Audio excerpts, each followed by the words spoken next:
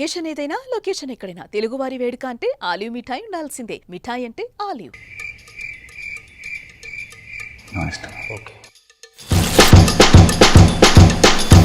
ఇప్పుడు నేను మిమ్మల్ని క్వశ్చన్స్ అడుగుతాను, మీరు ఆనెస్ట్గా ఉండాలి. బుక్ ఉందా భగవద్గీత? బుక్ తీసి చెప్తా. You are very honest. మీ టైటిల్ కార్డు కూడా తలపతి స్టైల్లో వస్తుందా? అది నీ చేతిలో ఉంది. యా, నా ఇష్టం.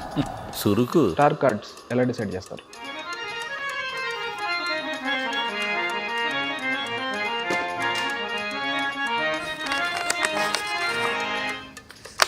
బ్లాంక్గా ఉంది. నువ్వు బ్లాంక్ స్టార్ కాబట్టి. ఇప్పుడు వచ్చిన screen name blank star Venky. Pre release ఈవెంట్లో స్పీచ్లు మీరు ప్రిపేర్ అయ్యి వస్తారా? రైటర్ని పెట్టుకుంటారా? ఎలా? నా ఈవెంట్, నా స్పీచ్, దానికి నేనే రైటర్ని, నేనే డైరెక్టర్ని. సో నీకు హక్కు లేదు. నా సావు నేను వస్తాను, నీకెందుకు? మీరు యాక్టర్, నేను director. I'm after all a puppet. Yes, అంతే, కరెక్ట్ చెప్పావు. ఓకే, జనరల్గా మీ యాక్టర్స్ ఎయిర్పోర్ట్కి వెళ్ళినా ఎక్కడికి వెళ్ళినా పేపరాజీ వాళ్ళు ఫాలో అవుతూ ఉంటారు. వాళ్ళకి ఆ ఇన్ఫర్మేషన్ ఎవరిస్తారు? పాస్. చెప్పకపోతే ఫెయిల్ అవుతారు. Cut cut cut. ఏంటిది ఏంటిది? Cut cut cut cut cut cut cut cut. ఆనెస్ట్గా, విలన్స్ అంతా మిమ్మల్ని అన్ని గన్నులతో కాలుస్తున్నా ఒక్క బుల్లెట్ కూడా మీకు తగలదు. ఎందుకు?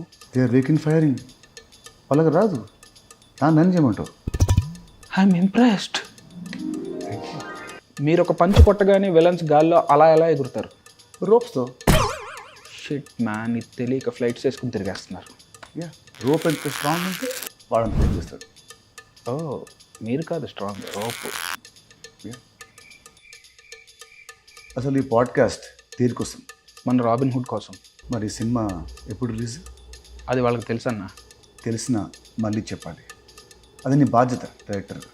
Robin Hood in theatres from March 28th. 2025. Yes, honestly. Honestly.